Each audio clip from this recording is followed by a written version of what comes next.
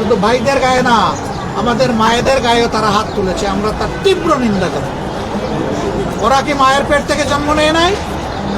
ওদের ঘরে কি মা বোন নাই? মা বোনদের প্রতি সামান্য সম্মান দেখানো, নিশ্চয়ই তারা পরিবার থেকে সেই শিক্ষা পেয়েছে। যদি না পেয়ে থাকে, এটা দুর্ভাগ্য।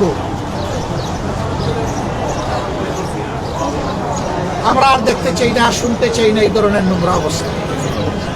শুধু ঢাকা 15 না, এখানে ওখানে টুকটাক আমরা এগুলো শুনতে পাচ্ছি।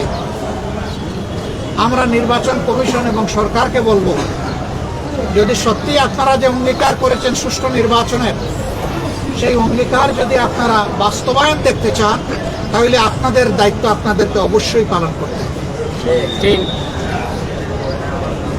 অবশ্যই সমতল মাঠ সবার জন্য দিতে হবে, অবশ্যই সবাইকে সমান সুযোগ দিতে হবে, এবং যারাই সন্ত্রাস এবং দুর্বৃত্তপনা করবে তাদের মুখের দিকে না তাকাইয়া আপনাদের দায়িত্বের দিকে তাকাইয়া তাদেরকে আইনের আওতায় আনতে হবে।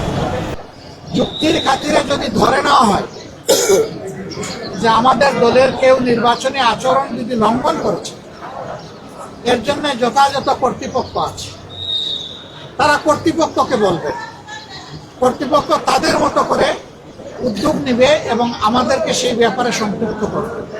আমাদের কাছে জানতে চাইবে, আরো অনেক পদক্ষেপ নেওয়ার তাদের এখতিয়ার আছে। কিন্তু কোনো ব্যক্তি বা দলের কোনো ধরনের কোনো এখতিয়ার নাই এই ব্যাপারে কোনো মব সৃষ্টি করা। আমরা এই নোংরা মবের নিন্দা জানাই এবং আমরা দেখতে চাই যে মব যেন এখানেই শেষ হয়। মনে রাখবেন, দুনিয়ার মানুষ এখন অনেক সচেতন।